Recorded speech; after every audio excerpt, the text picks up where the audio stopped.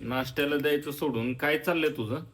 वरण टाकलं, भाजी शिजवून ठेवते बाजूला. हा. आणि मग नाश्ता करू. मग उठवलंय कशाला मला? साखर आणायला. मग साखर आणून मी 1 तास झालाय आता. किती खोटं बोल सांग. 1 तास झालाय साखर आणून देऊन. किती खोटं बोलाल.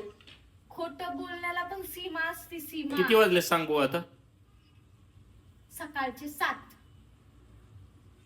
काय बोलायलाच नको आता.